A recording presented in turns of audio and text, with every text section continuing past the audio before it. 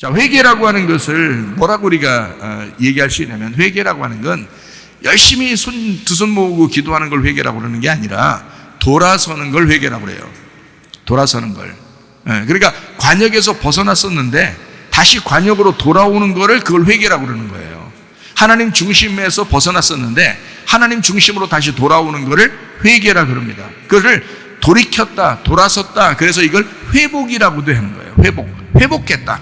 그래서 나를 회복시켜 주시옵소서. 그 말은 하나님에게 다시 돌아가게 해주십시오, 이런 말이에요. 그러니까 돌아섰다, 회복했다. 이거를 뭐라고 그러냐면, 자, 관역에서 떨어지면 죄고 관역으로 다시 돌아가면 그걸 구원이라 그러는 거예요. 하나님 중심으로 다시 돌아왔다, 그러면 이걸 구원이라 그런다고요. 이걸 이제 성경적으로 다시 다른 말로 말하면 출애굽했다. 그러니까 애굽을 탈출했다. 그러니까 세상적으로 살았는데, 육체적으로 살았는데 그 육체의 삶에서 내가 벗어나게 되었다. 그래서 교회로 오게 되었고 영적인 삶을 살게 되었다. 나 출애굽했다. 이것을 구원이라고 표현하는 것입니다. 자, 출애굽해서 교회로 나오고 우리가 예수를 믿게 되면 이제 바로 어떤 생활을 하게 되면 광야 생활을 하게 돼요. 그래서 성경은 광야 교회라고 그러는 거거든요. 그 광야 교회는 혼자 사는 게 아니라 공동체로 생활합니다. 그래서 교회 모이는 거를, 모임 자체를 공동체라 그러는 거예요. 이거를 서로 모였다. 근데 혼자 교회라고 하지 않잖아요. 성경에서 혼자를 교회라고 안 한다고요. 혼자는 거룩한 전이라고 그러지. 그건 성전이라고는 할 수 있어요. 거룩한 전이라고. 근데 성경에 교회라는 단어는 그렇게 쓰지 않습니다. 교회라는 단어는 에클레시아, 이거는 서로 모여 있는 사람들을 얘기하는 거예요. 그거를 공동체, 이걸 교회로 모였다. 그러니까 구원받은 사람은 회개하고 애굽을 탈출하여 광야 교회에 모입니다. 그래서 여기서 훈련을 받아요. 교회라고 하는 곳에서 훈련 받아요. 여러분, 아기가 태어나면 우리도 성경이가 100일이 돼서 뭐 100일 잔치도 하고 막 이랬잖아요. 그러면 그 아이를 어떻게 해요? 그냥 태어나서 100일 동안 어디 있었어요? 길에 있었어요? 그렇지 않죠. 어디다 갖다 놓고, 산에다 놓고 오고 그러지 않았잖아요. 다 어디다 놨어요? 100일 동안 집에 있었어요. 100일 동안 집에 있었다고요. 그게 가정이라고요. 가정. 그러니까 아기가 태어나면 이 아이를 보호하기 위해서 가정에 두는 거란 말이에요. 그렇죠? 그래서 부모가 엄마 아빠가 최대한 사랑해 주는 것입니다. 그 100일 동안. 그렇죠? 젖을 먹이면서 이 아이를 어디든지 이렇게 보호하면서 씻어주고 이렇게 하면서 씻겨주고 젖을 먹이면서 이 아이를 그렇게 사랑해 주는 거예요. 이뻐해 주고. 그래서 돌봐주는 겁니다. 그러니까 100일 되니까 벌써 어떻게 해요? 좀 크죠? 좀 컸어요. 보니까 언제 이렇게 컸나? 이런다고요. 좀 있으면 또 돌이 된다? 돌 되면 이제 또 언제 이렇게 컸나? 또 그런다고요. 오랜만에 본 사람들은 언제 이렇게 컸나? 이런다고요. 근데 사실은 하루하루가 부모님이 그렇게 계속 돌봐줬던 거예요. 그래서 크게 된 거거든요. 그러면 여러분, 이 세상에도 아이가 태어나서 다른 데 혼자 있게 하지 않고 그 가정에서 돌보도록 만드는 거를 하나님께서 만들어 주셨다면, 그렇게 하나님이 그렇게 하도록 했다면, 우리 하나님의 백성들이 거듭나서 구원받아 애굽을 탈출하여 아직 육신의 때가 벗겨지지 않았던 우리들이 영적인 삶을 살겠다고, 그래도 하나님의 자녀로 살겠다고 모여있는 뭐가 있는데 그 사람들을 갖다가 막 딴 데로 막 흩어지게 하고 보내고 이러겠냐고요. 아니라고요. 가정이라는 교회, 하나님의 가정이라는 교회로 모이게 한단 말입니다. 그래서 여기에 모아놓고 여기서 훈련을 시키는 거예요.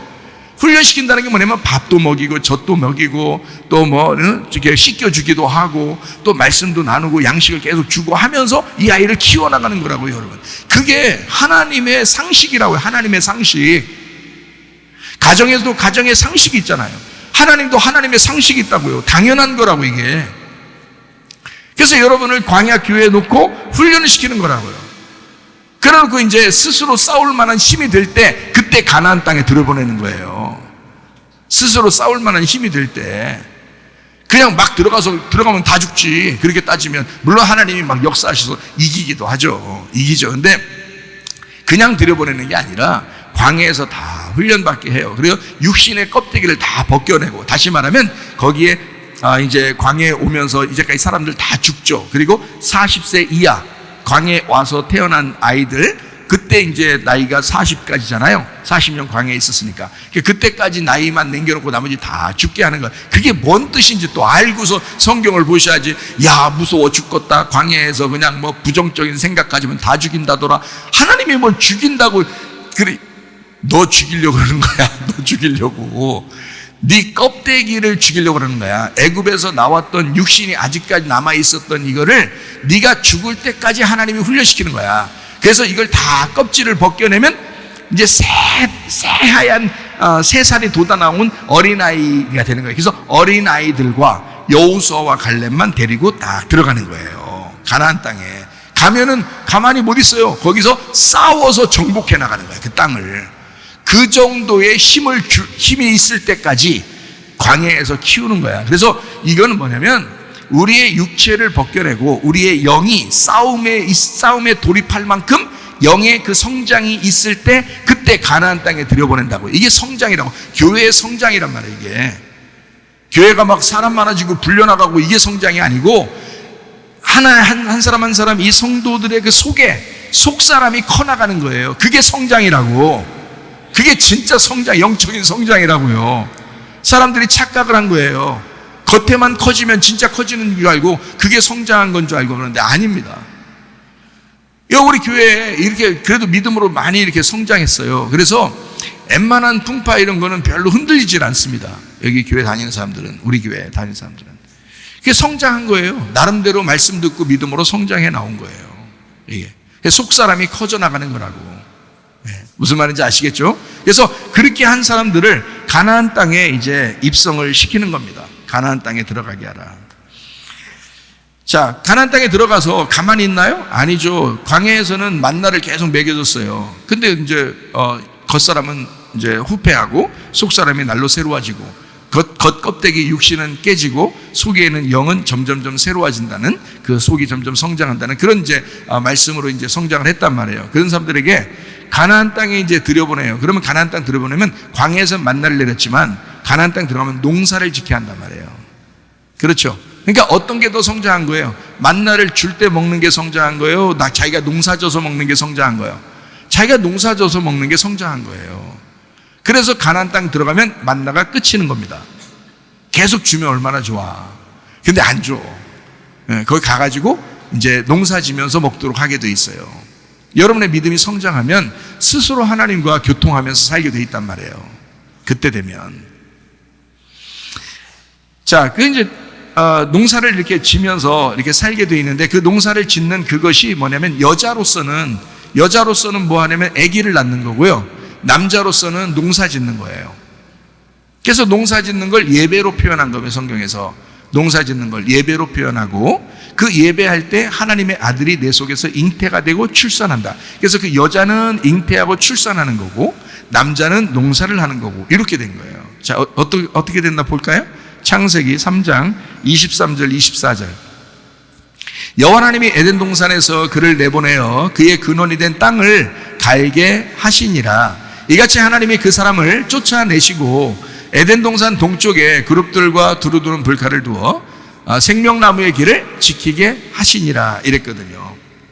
자, 여자는 뭐 하는 걸 하나님께서 벌 주는 거라고 했어요? 해산하는 고통이라고 그러고 남자는 농사 짓는 거를 하나님은 고통이라고 그렇게 얘기한 것입니다. 그러니까 여자는 해산하게 돼 있고 남자는 농사 짓는 거 이렇게 하게 돼 있어요. 근데 그 농사를 누가 짓냐면 하나님이 그 사람을 쫓아내시고 하늘에서 이 땅에 쫓아내셔서 오신 분이 누구죠? 예수님입니다. 그래서 예수님이 이 땅에 와서 우리의 마음을 농사 짓는 거예요. 우리의 마음을. 그러니까 여기서 말씀이 여러분에게 선포가 되잖아요. 그러면 선포가 되면 그 말씀이 여러분 마음에 들어와서 여러분을 농사한다고. 그 말씀이 여러분 마음을 농사한다고요. 하늘에서 이 땅에 내려오신 예수님이 이 땅을 농사하고 이 땅을 예배한단 말이야. 그래서 하나님 앞에 올려드리는 거거든요. 예수님이. 마찬가지로 여기서 말씀이 나가는 그 말씀이 여러분의 마음을 농사하고 예배드려서 여러분이 예배자가 되게 만드는 거라고. 무슨 말인지 아시겠죠? 그렇게 남자는 농사하게 되고 여자는 아들을 낳는, 예수님을 낳는 그 말씀을 심어서 예배하게 되는 그 역할을 여자가 해산하는 고통을 받게 되어 있다. 남자는 농사하는 고통을 받게 되어 있는데 그게 마음의 땅을 갈아엎어서 처음에는 길가밭으로 시작해서 돌짝밭, 그 다음에 가시밭, 그 다음에 좋은 밭 될 때까지 마음을 갈아엎어 나가는 거예요. 말씀으로 갈아엎어 나가는 거라고요. 그래서 그 좋은 밭 될 때까지의 농사, 그게 고통이다. 이것은 너에게 주어진 고통이다. 원래는 에덴 동산에 그냥 살았죠. 그게 천국이니까 하나님이 아버지가 되셔서 그냥 그대로 살았어요. 그게 천국이야. 근데 쫓겨나면 그렇게 하고 살아와야 돼. 쫓겨나면. 선악과 먹었으니까 쫓겨났죠. 선악과 먹고 쫓겨나서 거기서 이제 어떻게 하면 농사 져야 돼. 근데 네가 농사 못 져. 네가 농사 못 져. 그 마음의 밭은 네가 스스로 농사를 짓는 게 아니야. 내 아들 예수가 가야 돼. 네 속에. 내 아들 예수, 그 말씀이 네 속에 가가지고 너를 농사할 거야. 너를 좋은 밭 만들어낼 거야. 그러니까 여러분 말씀만 들으면 다 됩니다. 말씀만 들으면, 알아들으면 다 되는 거예요. 왜? 알아듣지 못하는 사람이 있으니까. 말씀을 들어도 알아듣지 못하는 사람이 있어가지고 그 사람들이 영 길가밭으로 계속 살려고 그러고 돌짝밭으로 계속 살려고 그러고 가시밭으로 계속 살려고 그러면 이게 씨가 심겨서 열매가 안 나와. 근데 좋은 밭이 되면 열매까지 나오잖아요. 30배, 60배, 100배 열매를 맺는다고요. 그러니까 계속 농사에, 말씀으로 여러분을 농사할 때에 여러분이 그 말씀을 들어. 그러니까 부모님이 이러죠. 야, 내 말 들어. 그 말은 내 말 순종해. 그런 말이잖아요. 내 말귀를 알아듣냐. 너 왜 이렇게 말귀를 못 알아듣냐. 이렇게 하면 너 왜 내 말 순종을 못하냐. 이런 말이잖아요. 하나님도 그렇게 하신다고요. 너 내 말귀를 알아들어야지. 내 말귀를 알아들어야지. 내 말 좀 순종해. 내 말 좀 따라. 내 말 좀 들어. 이렇게 말하는 거예요. 하나님도. 하나님의 말씀을 우리가 듣는 거, 그게 성령이 교회들에게 하실 말씀을 귀 있는 자들은 들을지어다, 이렇게 되는 거죠. 자, 무슨 말인지 아시겠죠? 그래서 남자는 농사하게 되어 있고 여자는 해산하게 되어 있다. 자, 둘 다 뭐에 해당하는 거예요? 둘 다 뭐를 갖다 심는 거예요? 씨를 심는 거예요. 그 씨를. 그래서 남자도 씨를 심는 거고 여자도 자기 뱃속에 씨를 심는 겁니다. 무슨 말인지 알겠어요? 그래서 해산하는 그 고통도 씨를 심는 문제에 대한 이야기고요. 농사하는 고통도 씨를 심는 문제예요. 그러니까 다 둘 다 뭐에 대한 어떤 씨를 심으라고 얘기하는 거예요? 하나님의 아들이라는 말씀을 심어라. 그 씨를 심어라는 말씀이에요.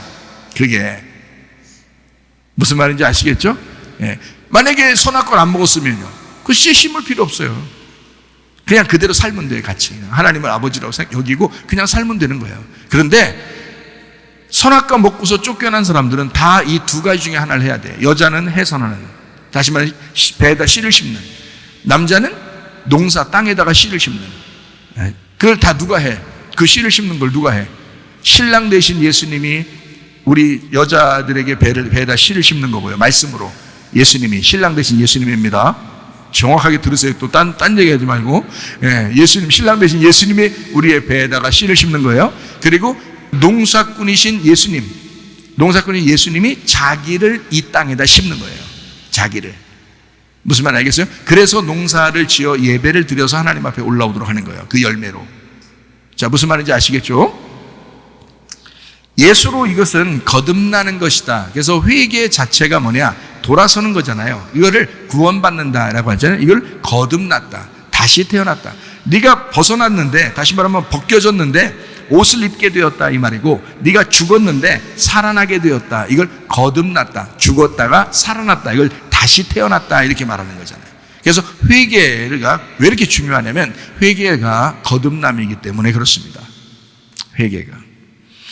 그것을 예수로 거듭났다 그러고 이것을 구원이라 이렇게 말합니다. 그래서요, 이거는 천국을 침노한다 그래요. 너 구원받았어. 침노해. 천국을, 자, 쫓겨난 사람은 침노해서 들어오는 거예요. 공격해서 들어오는 거라고요. 이 천국을 차지하기 위해서. 원래는 우리가 싸울 필요가 없었어요. 영적으로 싸울 필요 없지. 그냥 에덴 동산 안에 그냥 있을 때는 싸움이 필요 없잖아요. 그런데 여기 에덴 동산에서 쫓겨날 때는 침노해서 들어와야 된단 말이에요. 공격해서 들어와야 돼요. 근데 누구를 죽여야지 들어오냐면 예수님을 죽여야 들어오는 거란 말이에요. 예수님을 죽였는데 그 예수님 죽인 것을, 여러분은 예수님 죽여봤어요? 안 죽여봤어요?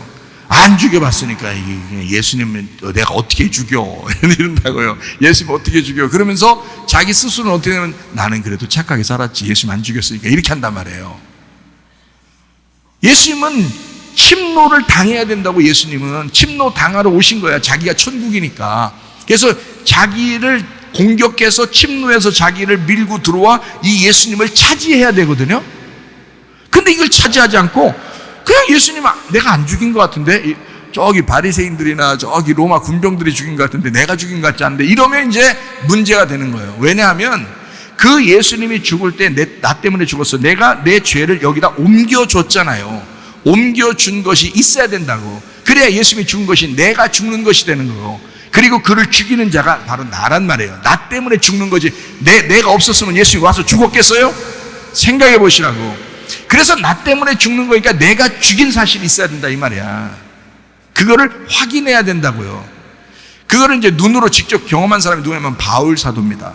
바울 사도는 스데반을 죽였을 때 사람 죽인 줄 알았어요. 자기는 율법을 지키느라고 사람 죽인 줄 알았는데, 알고 보니까 예수님을 만나보니까 예수님 뭐라고 그래요? 네가 가시발로 이렇게 스스로 치는 게 참 고통이겠다 그러는 거예요. 그리고 네가 왜 나를 핍박하냐 그러잖아요. 자기는 예수님 만나본 적이 없어요.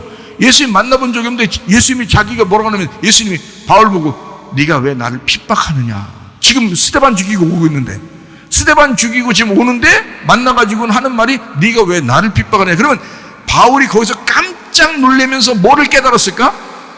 스데반이 예수님이었다는 사실을 깨달은 거지. 자기가 누굴 죽인 거야? 그러니까 자기가 이제까지 상상 속에서만 생각했던 하나님을 죽인 거야. 바울이 얼마나 놀랬겠어요. 너무 놀라서 눈 멀은 거야. 아니 빛이 너무 반짝여가지고 눈이 멀었겠죠. 그 말은 네가 소경이야 라는 걸 깨닫게 해주신 거야 하나님이. 네가 이제까지 눈 감아서 몰라서 그랬던 거야. 그런 말이에요. 그 다음에 이제 하나님이 이제 아나니아를 통해서 자기 눈을 열어주시죠. 그 다음에 바울이 너무 충격받아가지고요, 바로 뭐 전도하러 다니고 그러지 않았어요. 한참 동안 어디에 쑤셔 박혀 있었어요. 충격받아서. 바울이. 네. 그런 사람이에요. 그렇게 할 때 이제 누구예요? 바울과 바나바 할 때 그 바나바가요, 바울을 데리고 온 겁니다. 안디옥 교회로. 그래서 그때 전도하기 시작한 거예요. 그 전에는 쑤셔 박혀 있었어요. 너무 충격받아가지고 자기가 어떻게 나서서 어떻게 나갈 수가 없는 거야. 너무 충격받아. 자기가 예수님을 죽였으니까. 그런 사실이 여러분에게 있느냐 이거야. 여러분에게. 나는 내가 회개할 때 내가 예수님 죽인 거를 분명하게 확인했어요. 나는요. 내가 얼마나 놀랬나 몰라요. 얼마나 슬펐나 몰라요. 내가 예수님을 죽였다는 사실을 알았어요. 놀랐어요. 저도 놀랐어요. 너무 놀랐어요. 그런 사실이, 이게 천국을 침노에 들어가는 거라 이 말이야. 천국을 침노에 들어가는 거다. 그게. 그래서 천국은요, 침노를 당해서 그 침노한 자가 그 천국을 차지하게 돼 있는 거예요. 이게 말씀을 좀 더 알면 참 이해가 되는 말씀이에요. 근데 주님을 경험해 보면 자기가 예수님을 죽였다는 사실을 금방 알게 되는데, 주님을 정말 경험하지 못하면 그냥 말로만 듣고 가는 거예요. 잘 몰라. 안타깝죠. 예수로 거듭나는 걸 구원이라고 그러고 천국을 침노하는 거다 했어요. 이래서 자신의 사망을 발견하고 예배를 회복하는 거, 이거를 회개라고 합니다. 그러니까 회개라고 하는 것이 구원이고 거듭남이잖아요. 이것이 천국을 차지하는 거란 말이에요. 그 회개라는 말은 돌이키는 거니까, 내가 동으로 가던 걸 서쪽으로 간다는 뜻이고요, 내가 밖으로 나가는 거를 안쪽으로 들어온다는 뜻이고요. 그죠? 이게 회개란 말입니다. 그러니까 오른쪽으로 가던 걸 왼쪽으로 가던 걸 오른쪽으로 이렇게 바뀌는 거를, 그걸 회개라고 그래요. 그러니까 사망의 짓을 계속하고 있었는데 생명의 것으로 돌아오면 회개란 말이죠. 그러니까 예배 회복이란 말이에요. 이게 예배를 회복한다. 거듭나 자신의 사망을 발견하고, 내가 밖에서 죽었다, 내가 예수와 함께 죽었다, 그리고 예수의 부활로 내가 동참해야지 하면서 돌아오는 그 모습이 바로 회개입니다. 창세기 2장 5절 7절 말씀이에요.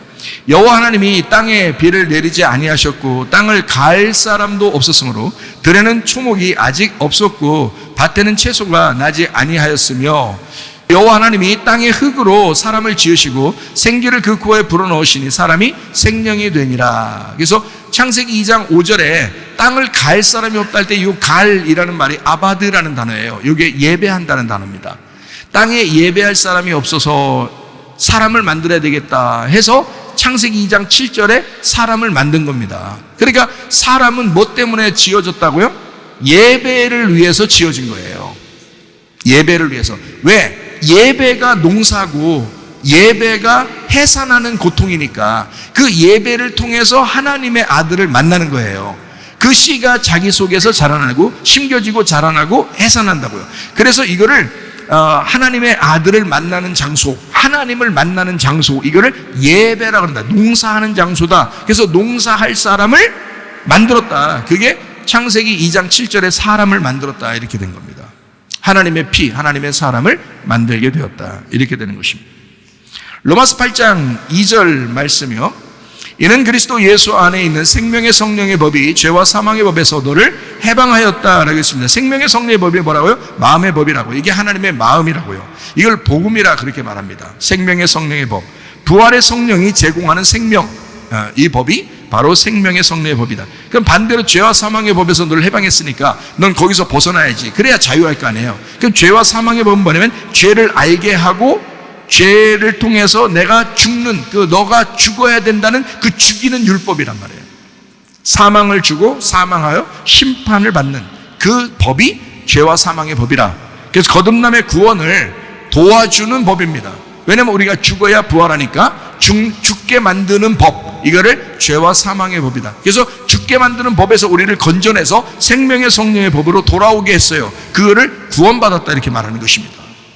그렇죠? 죄와 육신의 결핍을 이기는 방법이 있습니다. 여러분이 스스로 육신의 결핍을 자꾸 내가 노력해서 내가 이겨야지라고 생각하면 얼마 못 가요.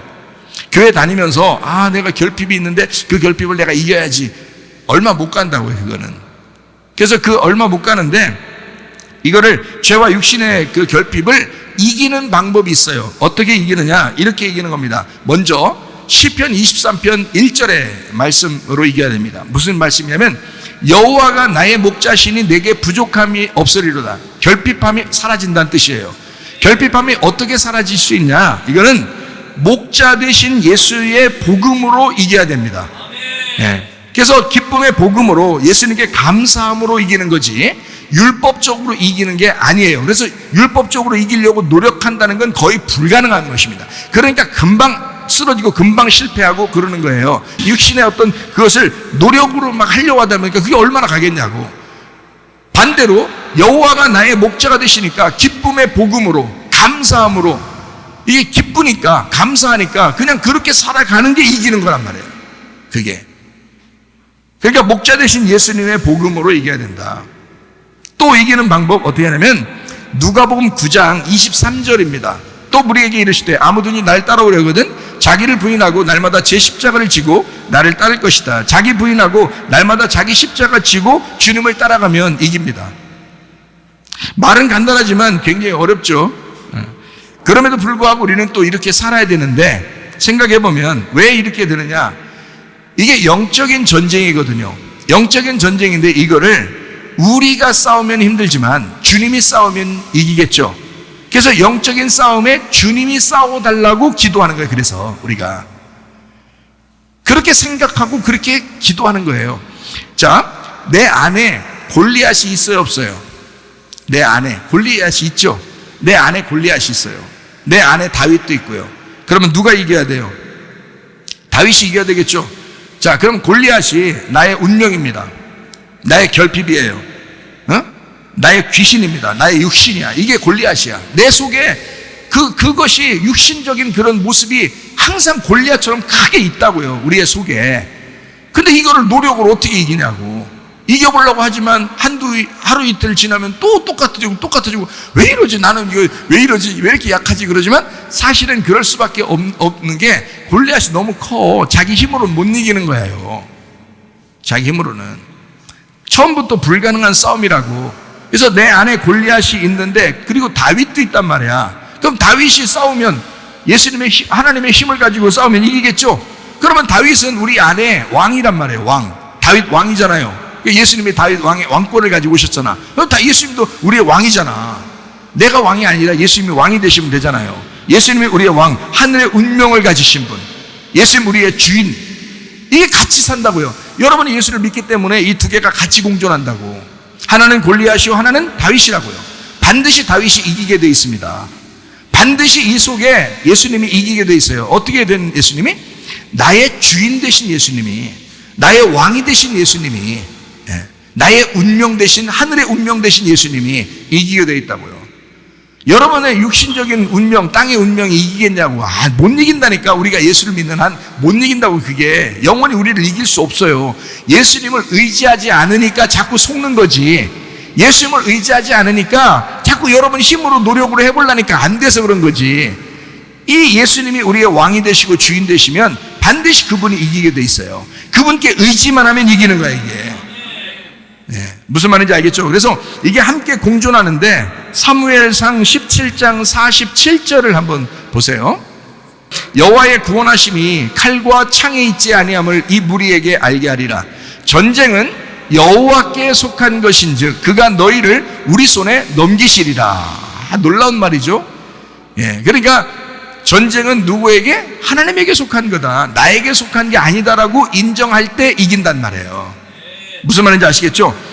또 하나가 있어요. 에베소서 6장 11절 13절 말씀입니다. 마귀의 간계를 능히 대적하기 위하여 너는 너의 전신갑주가 아니라 하나님의 전신갑주를 입어라 그러잖아요. 그러므로 하나님의 전신갑주를 취하라. 너의 전신갑주가 아닙니다. 하나님의 전신갑주를 취하라. 이는 악한 날에 너희가 능히 대적하고 모든 일을 행한 후에 서기 위함이라. 자, 누구 전신갑주요?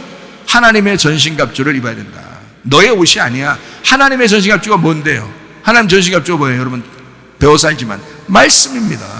말씀으로 무장하게 되면 이게 분별력이 생겨요. 이게 말씀 무장하지 아니하고 맨 기도한다고 그냥 돌아다니는 사람은 그게 안 좋은 거예요. 그거 안 된다고 그렇게 하면. 그러면 누가 역사하는지 누가 어떻게 구분해, 그 사람이? 하나님은 반드시 선한 것으로 역사하거든요. 연합시키고 사랑하고 서로 하나가 되게 만들려고 하는 거거든요. 근데 이상하게 막 뭐 이상한 걸 응답받고 이상한 걸 뭐 그냥 하면은 자기는 뭐 아무리 조용하고 부드럽게 얘기해도 자꾸 분리를 시키고 싸우고 아무 말도 안 듣고 자기 생각만 하고 이런다니까요. 그게 무슨 하나님의 응답입니까? 말도 안 되죠. 그래서 기도만 한다고 하는 사람들 위험합니다. 나는 그런 사람 참, 그래서 그 사람들한테 뭐라고 하냐면, 만나면 기도만 한다는 사람들한테 만나면 뭐라 하면 성경 좀 읽으셔요 그런다고. 성경 좀 읽으시라. 그 성경 읽는 게 당신한테는 기도야. 나는 10시간씩 기도해. 아유 참 안타깝죠. 너무 안타깝습니다. 말씀의 그 전신갑주를 준비하지 않으면 육신한테 날마다 지게 돼 있어요. 골리앗이 어떤 놈인데 진짜 주님의 여호와의 이름으로 나가야 승리하지. 그렇지 않으면 승리하기 어렵습니다. 무조건 뭐 그냥 방언만 한다고 그냥 이기는 줄 알고 그렇지 않습니다. 말씀에 기반이 돼 있어야 돼요. 말씀에 반석이 돼 있어야 돼요. 그래야 집이 튼튼한 거야. 그래야 쓰러지지 않는 거예요. 말씀으로 준비되어 있어야 돼요. 여러분이 왜 그래도 많이 요동하지 않고 우리 교회 이렇게 다니고 그런 줄 아십니까? 그래도 말씀을 많이 그래도 준비하고 여러분 밑에 바탕에 기초를 그렇게 말씀을 많이 놓고 있기 때문에 그래요. 그래서 많이 어떤 풍파에도 웬만하면 흔들리지 않고 그러는 거예요. 여러분 우리 교회 다니면서 말씀의 준비가 안 되면 그냥 흔들립니다. 특히 누가 응답받았다 그러면 그냥 막 그냥 쫓아다니면서 그냥 그 사람 하라는 대로 그냥 놓여야 되는 거예요. 가스라이팅 당합니다. 잘못하면 큰일 납니다. 조심해야 돼요. 자, 또 우리가 죄와 육신의 결핍을 이기는 어떤 방법, 예수님의 죽음으로 이기는 것입니다. 우리가 이기는 게 아니라 예수님의 죽음으로 이기는 것이다.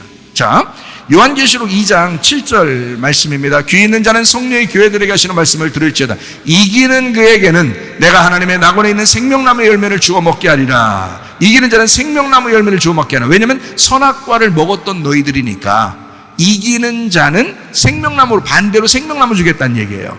그러면 그 이기는 것이 뭐라고요? 내가 예수님에게 패배하고 내가 죽는 거라고요. 그거를 누가 하셨다고? 대신 예수님이 죽으셨다고. 예수님이 그 죽으신 것을 내가 믿음으로 확실하게 붙들면 이긴다고요. 예수님이 나 때문에 죽으셨다. 대신 그 죽으심으로 나를 평안하게 만들고 나를 행복하게 만들고 나를 구원하시기 위해서다. 그거를 분명하게 붙들고 있으면 이기는 거죠. 자, 요한계시록 17장 14절 말씀이요. 그들이 어린 양과 더불어 싸우려니와 어린 양은 만주의 주시오 만왕의 왕이심으로 그들을 이기실 터이요. 또 그와 함께 있는 자들 곧 부르심을 받고 택하심을 받은 진실한 자들도 이기리로다. 예수님께 내 주권을 넘겨드리고 그리고 이겨나가는 것입니다. 그러니까 주님께 내 주권을 넘겨드리면 주님이 나의 주인 되시니까 자기 마음대로 하실 거 아니에요. 그러면 그분만 따라가면 이기는 거야. 예수님이 이기셨으니까 이미 사망 권세까지 다 이기셨기 때문에 예수님만 따라가면 이기는 것입니다. 근데 내가 자꾸 이기려고 하다 보니까 못 이기는 거야. 내 힘으로 이기는 것이 아니라 예수님의 능력으로 이기는 겁니다. 이해가 되시겠죠? 갈라디아서 5장 13절 말씀입니다. 형제들아 너희가 자유를 위하여 부르심을 입었으나 그러나 그 자유로 육체의 기회를 삼지 말고 오직 사랑으로 서로 종노릇하라. 뭐라겠다고요? 그 자유는 엘류데리아 자유, 그 엘류데로서 거리낌 없는 노예가 아닌 가스라이팅 당하지 않는 그런 자유, 엘코마이의 대체어 오다 가다의 자유. 그 안에서 주님을 섬기고 그 종노릇하는 거죠. 서로 종노릇하는 거. 주님 너무 좋아서 그 주님 안에서 서로 종노릇하는 거예요. 저도 여러분에게 정말 종노릇합니다. 목사님 막 굉장히 계급적으로 위에 있는 것 같아? 우리 교회에서? 아니에요. 우리 청년들이 학생들이 저를 사랑해주고 존경하고 좋아해서 이렇게 해주고 또 여러분도 저를 존경하고 막 좋아해서 이렇게 해주는 거지 계급적으로 높아 있어서 이게 있는 게 아니에요. 그런 말이 아니고 우리는 다 똑같은데 서로 종노릇하는 거예요. 저도 어떻게 보면 연약하고 여러분한테 이제 그 종처럼 이렇게 섬기죠. 이게 말씀으로 이렇게 섬기잖아요. 이것도 섬기는 거예요. 말씀을 어떻게든지 준비시켜서 여러분 양식을 잘 요리해가지고 여러분 식사를 딱 대접하는 거잖아요. 그게 저도 섬기는 거지. 스스로 자유 안에서 주님을 섬기듯이 서로서로 섬기고 여러분도 서로서로 섬기고 저도 여러분을 섬기고 이렇게 섬기는 그런 교회, 가정도 교회도 그렇게 섬기는 교회. 그게 진짜다. 스스로 자유를 주었는데 서로 종노릇하는 거예요. 얼마나 감사한지. 자, 그러면 이제 우리 자유에 대한 이야기를 이제 우리가 조금 뭔지 좀 알았겠죠, 그죠? 자유라는 게 억압되지 않고 가스라이팅 당하지 않고 또 가스라이팅 하지도 않고 자유를 주었더니 스스로 기쁨으로 행하더라. 이게 복음이고 이게 하나님 앞에 바람직한 것이더라. 그래서 요거를 자유라고 하는 그 단어를 몇 군데 한번 찾아보려고 생각을 합니다. 자유라고 나온 부분. 누가복음 4장 18절 19절 말씀입니다. 주의 성령이 내게 임하셨으니 이는 가난한 자에게 복음을 전하게 하시려고 내게 기름을 부으시고 나를 보내사 포로된 자에게 자유를, 그러니까 누군가 포로된 사람을 자유하게 했다는 거죠. 눈먼 자에게 다시 보게 함을 전파하며 눌린 자를 자유롭게 하고 주의 은혜의 해를 전파하게 하려 하심이라 하였더라. 예, 주님이 오신 것은 자유를 주기 위해서다. 억눌리지 아니하고 우리를 편안하게 자유롭게 하시기 위해서다라는 말이고요. 요한복음 8장 32절 36절인데요. 진리를 알지니 진리가 너희를 자유롭게, 그러니까 진리라고 하는 거는 알레테이아라겠죠. 그래서 영과 진리의 예배를 통해서 우리가 자유롭게 된다는 얘기고요. 그 진리가 예수님이죠. 예수님은 길이요 진리요 생명이니까 그 진리가 되시잖아요. 그러니까 그 진리가 자유롭게 하는 것처럼 요한복음 8장 36절에는 그러므로 아들이 진리니까 아들이 너희를 자유롭게 하면 너희가 참으로 자유로우리라. 그러니까 거짓말은 오래 못 갑니다, 여러분. 여러분 거짓말로 하는 건 오래 못 가요. 그거는 반드시 그 체제가 붕괴가 되게 돼 있어요. 근데 자유를 주고 진리 참된 것을 알게 하면요, 여러분 그거는 오래 갑니다. 오래 가는 게 아니라 영원한 거죠. 왜냐하면 그 진리니까, 그게 참된 거니까. 그러니까 설교 말씀이 여러분에게 지금이든 뭐 10년 후든 100년 후든 이 말씀이 똑같은 진리의 말씀이 돼야 되고, 그 말씀이 그렇게 됐을 때는 이건 영원히 가는 거예요. 거짓이 아니기 때문에 그때그때마다 시대에 따라서 바뀌면 안 되는 거란 말이에요. 그런 건 진리라고 하는 게 아니죠. 바뀌는 게 아니라 항상 똑같은 그 진리의 참된 말씀, 그 진리의 말씀, 성경에 윤곽이라는 게 있기 때문에 그 윤곽 안에서 정확하게 앞뒤가 딱 맞는 그 말씀들, 이러면요 지금이든 10년 후든 100년 후든 똑같아요. 진리는 영원합니다. 그러나 거짓으로 어떤 사람을 속여서라도 이렇게 자기 말만 잘 듣게 하려고 해보세요. 남편이든 아내든 부모든 자녀든 또 목사든 성도든 누구라도 해보려고 해보세요. 안 된다. 오래 못 갑니다, 그거. 왜냐면 거짓은 드러나게 돼 있어요. 금방. 거짓은요, 오래 못 가요. 그러니까 진리가 자유케 하고 하나님의 아들이 와서 자유케 한다. 이렇게 말한 거예요. 왜냐면 그건 진리니까. 그건 몇천 년이 지나도 우리도 그 예수님을 섬기잖아요, 진리로. 왜냐면 그건 변하지 않는 거예요. 진리는 변하지 않는다니까. 로마서 6장 20절 말씀이에요. 너희가 죄의 종이 되었을 때에는 의에 대하여 자유로웠느니라. 이 말이 무슨 말이냐면 너 방종하게 되었느니라. 너 죄짓게 되었느니라. 왜? 너는 아직 몰랐으니까. 죄의 종이 되었을 때 의에 대해서 네가 벗어났었다 이 말이야. 그러니까 너는 방종이지. 이런 건 방탕이라고 그러죠. 이런 거는. 그렇지만 예수님에게 돌아왔다. 하나님에게 돌아왔다. 이제 이런 얘기를 이제 쓰려고 하는 거죠. 로마서 7장 3절 말씀이요. 그러므로 만일 그 남편 생전에 다른 남자에 가면 음녀라. 그러나 만일 남편이 죽으면 그 법에서 자유롭게 되나니 다른 남자에게 갈지라도 음녀가 되지 아니하느니라. 자, 이 다른 남자에 갈 때는요, 자유를 줬더니 그 스스로 간 거야. 그걸 지금으로 말하면 어떻게 해요? 자, 우리를 구원해서 자유롭게 해놨더니 우리가 스스로 예수님 믿겠다는 거죠. 그죠? 예수님 나의 신랑으로 맞이해야 되겠다는 거죠. 그죠? 그러니까 옛 남편이 죽고 나는 자유로워졌어. 그 옛 남편이 뭐냐면 율법이야. 그 율법의 남편이 죽었어. 율법의 남편이 죽고 나는 너 네 맘대로 해봐. 딱 놔뒀는데 그 율법의 남편이 죽은 내가 은혜의 남편을 다시 만나고 싶은 거야. 은혜의 남자를 만나고 싶은 거야. 그래서 스스로 은혜의 남편에게 매이는 거예요. 사랑에 매여버리는 거죠. 그게 우리 예수님에게 복음으로 매였다 이 말이에요. 참 너무 감사하죠. 자, 로마서 8장 21절 말씀이요. 그 바라는 것은 피조물도 썩어짐의 종로로 난 데서 해방되어 하나님의 자녀들의 영광의 자유에 이르는 것이니라. 이렇게 말씀했습니다. 자유가 얼마나 좋으면 피조물들도 해방되고 하나님의 자녀들도 자유롭게 되고요. 고린도전서 7장 21절 내가 종으로 있을 때에 부르심을 받았느냐? 염려하지 마라. 그러나 네가 자유롭게 될 수 있거든 그것을 이용하라. 그리고 22절이요. 주 안에서 부르심을 받은 자는 종이라도 주께 속한 자유인이요. 또 그와 같이 자유인으로 있을 때에 부르심을 받은 자는 그리스도의 종이니라. 그러니까 자유를 계속 선포하는 얘기입니다. 39절 말씀이요. 아내는 그 남편이 살아있는 동안에 매여 있다가 남편이 죽으면 자유로워서 자기 뜻대로 시집갈 것이나 주 안에서만 할 것이니라. 이렇게 되어 있습니다. 자유롭다. 그리고 주님 안에서 살아라. 고린도전서 8장 9절 말씀입니다. 그런즉 너희의 자유가 믿음이 약한 자들에게 걸려 넘어지게 하는 것이 되지 않도록 조심해라. 너 구원받았어. 자유롭게 해줬어. 그랬더니 막 그냥 술도 먹고 담배도 피고 음란하기도 하고 막 거짓말도 하고 이러면서도 나는 그래도 구원은 받았어. 예수님이. 이렇게 말해서는 안 된다는 거죠. 약한 자들에게 걸려 넘어지는 일들을 해서는 안 된다. 너 구원받았다면 진짜 그리스도의 종으로 살아야지. 이제 그런 말씀이죠. 고린도전서 9장 19절 말씀. 내가 모든 사람에게서 자유로우나 스스로 모든 사람에게 종이 된 것은 더 많은 사람을 얻고자 함이라. 아시겠죠? 자기는 자유롭지만 스스로 종처럼 살아간다. 저도 마찬가지예요. 저도 주님 안에서 자유로워졌는데 근데 내가 스스로 주님 안에서 종으로서 내가 살아간다 이 말입니다. 고린도후서 3장 17절 말씀이요. 주는 영이시니 주의 영이 계신 곳에는 자유가 있느니라. 주님의 영 안에서는 자유가 있다. 갈라디아서 2장 4절 말씀이요. 이는 가만히 들어온 거짓 형제들 때문이라. 그들이 가만히 들어온 것은 그리스도 예수 안에서 우리가 가진 자유를 엿보고 우리를 종으로 삼고자 한다. 이게 무슨 말이냐면 율법으로 다시 얽매이고자 하는 것이다.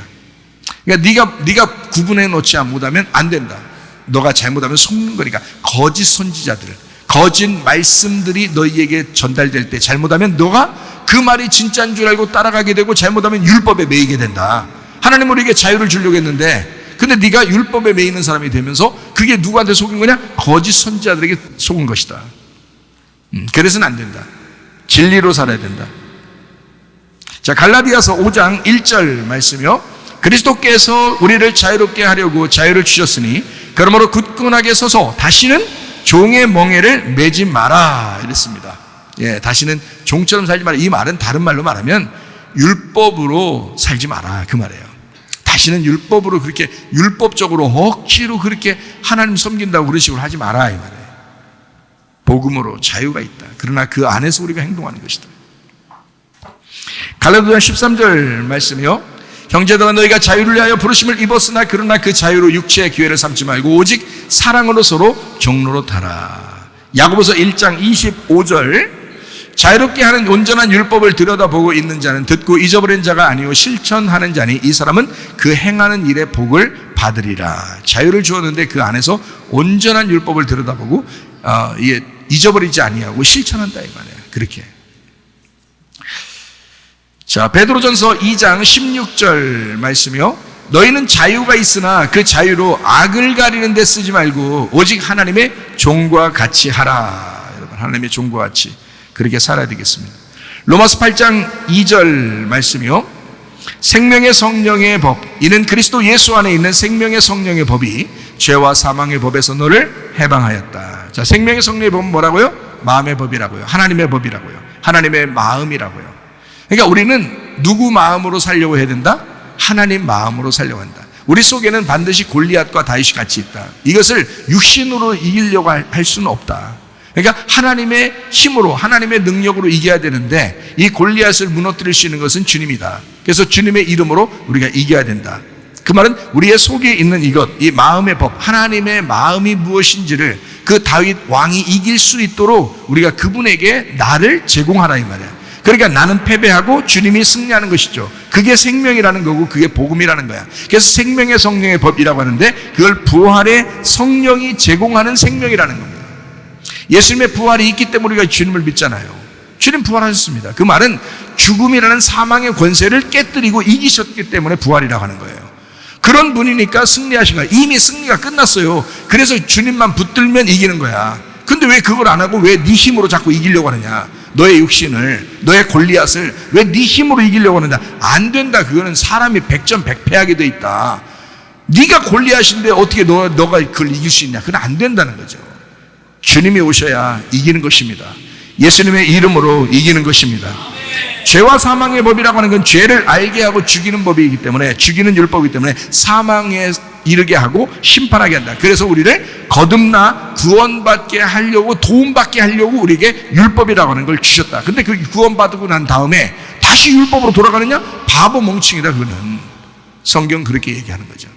그 율법 안에서 복음을 발견하고 예수님에게 돌아왔는데 어떻게 다시 율법에 매이느냐 이거야. 다시 종로로 다니냐 거기다 가서. 그건 말이 안 된다. 생명의 성령의 법 안에 왔으면 죄와 사망의 법에서 해방됐단 말이에요. 우리가 그렇게 살아야 된다는 것을 이야기하는 것입니다. 율법과 복음은 분리된 게 아니라고 그랬죠. 율법 안에 복음이 있고 선악과 안에 생명나무가 있습니다. 보수 안에 진보가 있고 창조 안에 진화가 있고 좋은 유전과 전통 안에 도전의식, 전진의 의식이 있습니다. 연세 많은 사람들 안에 젊은이가 있고 젊은 사람, 연로한 사람을 이해하면서 살아야 되고요. 연로한 사람은 젊은 사람을 잘 돌봐주고 키워주고 지원해줘야 된다. 우리 교회는 그래서 서로 사랑하는, 모두가 하나여야 된다. 젊은 사람이나 연세 드신 사람이나 서로 귀를 닫고 있으면 안 된다. 젊은이들도 귀를 열어놓고 있어야 되고 연세 드신 분들도 귀를 열어놔라. 그러면 말이 통할 것이다. 말이 통하는 이 소통이 있어야 된다. 그래야 정상적인 사람이고 상식이 통하는 교회, 상식이 통하는 그런 가정이 될 것이다. 그래야 하나가 되죠. 서로 자기를 내려놓고 얘기할 수 있는 그런 사람들이 되죠. 전혀 다른 사람 이야기를 들어보지도 않으려고 하고 그렇게 한다면 그건 문제가 있는 것입니다. 모두 생명의 성령의 법 안에서 살아가셔야 합니다. 갈라디아서 5장 13절 말씀 읽고 우리 마치도록 합니다. 형제들아 너희가 자유를 위하여 부르심을 입었잖아. 근데 그 자유로 육체의 기회를 삼지 말고 오직 사랑으로 서로 종노하라. 어떻게? 너 자유, 오고 가는 게 다 자유야. 거리낌이 없는, 노예가 아닌 그런 자유가 네 안에 있어. 그러므로 여러분과 저는 얽매인 사람들이 아니요 기쁨으로, 주의 일을 기쁨으로 하게 하는 그 자유가 있는 사람들입니다. 복음 안에서 기쁘게 생활하시기를 바랍니다. 좋은 소식, 그 천사가 되는 그 소식, 그게 복음이에요. 가정과 교회에 천사가 되셔야 합니다. 그냥 천사의 소리를 한번 들으려고 하는 게 아니라 여러분 자신이 복음이 되셔야 된다 이 말이야. 여러분이 그렇게 천사가 되셔야 된다 이 말이야. 좋은 소식이 되셔야 된다 이 말이야. 복음의 생활을 하셔야 된다 이 말이에요. 사람들이 말만 복음하고 생활하는 건 율법적으로 생활하고 소통도 안 되고 사람들하고 그렇게 해서는 안 된다는 거죠. 왜냐하면 우리는 자유를 얻었지만 이 부르심을 이것을 엄매인 사람이 아니라 육체를 위해서 사는 것이 아니라 그리스도의 종으로 서로 종으로 타려고 그리스도의 마음을 가지고 하나님의 마음으로 서로 사랑하고 서로 종로로 살려고 생활하는 사람들이다. 우리는 율법에 얽매인 사람이 아니야. 우리는 벗어난 사람이야. 이미 자유한 사람이야. 근데 왜 우리가 율법으로 다시 돌아가겠느냐? 그리고 아니면 이 자유로운데 이걸 갖다 왜 육체적으로 사용을 하려고 하느냐? 네 마음대로 생활하는 그게 자유인 줄 아느냐? 그거 아니다. 서로 종로로 달려고 서로 그리스도가 우리를 섬기듯이 우리도 그 마음으로 그 자유가 있는데 그리스도의 마음으로 우리가 섬기려고 그렇게 생활하는 것을 복음의 생활이라고 그런다. 그래서 나는 이게 복음이다. 어떤 게 복음이냐? 그리스도 안에서 구원받으면 그 복음이 내가 내 안에서 천사가 돼야 된다 이거야. 그리고 내가 가는 가정이 천사의 모습이 나타나야 되고 교회에서 내가 천사가 돼야 된다. 내가 가는 곳마다 그 기쁜 소식, 그 좋은 소식이 돼야 된다. 그리고 그렇게 행복하게 생활할 수 있는 사람이 돼야 된다. 나도 행복하고 나와 같이 있는 사람도 행복해야 된다. 그렇게 생활하는 것이 복음입니다.